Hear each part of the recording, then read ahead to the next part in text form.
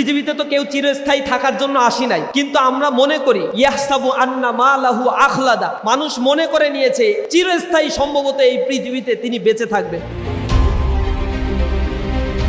বাংলাদেশ ইসলামী ছাত্র শিবিরের 2026 সেশনের কেন্দ্রীয় সভাপতি হিসেবে নির্বাচিত হয়েছেন সংগঠনটির সদ্য বিদায়ী সেক্রেটারি জেনারেল নুরুল ইসলাম সাদ্দাম। আজ রাজধানীর আগারগাঁওয়ে বঙ্গবন্ধু আন্তর্জাতিক সম্মেলন কেন্দ্রে আয়োজিত কেন্দ্রীয় সদস্য সম্মেলনে সারা দেশ থেকে আসা সদস্যদের প্রত্যক্ষ ভোটে তিনি নির্বাচিত হন।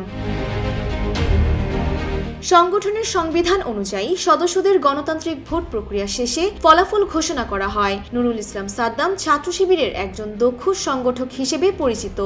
দৃঢ় বন্ধনের আস্থায় শক্তিশালী স্টিলের আরেকটি নাম জেডএসআরএম।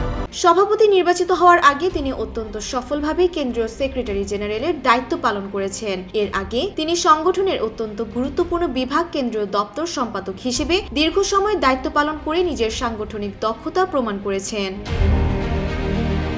মেধাবী এই ছাত্রনেতা খুলনা বিশ্ববিদ্যালয়ের অর্থনীতি বিভাগ থেকে স্নাতক ও স্নাতকোত্তর ডিগ্রি অর্জন করেছেন। বর্তমানে তিনি ঢাকা বিশ্ববিদ্যালয়ের অধীনে উদ্যোক্তা অর্থনীতি বিষয়ে পোস্ট গ্রাজুয়েট ডিপ্লোমা সম্পন্ন করছেন। নবনির্বাচিত সভাপতি খুব শীঘ্রই সংগঠনের আগামীর কর্মপরিকল্পনাগুলো ঘোষণা করবেন। ডেস্ক রিপোর্ট, জয় জয় দিন।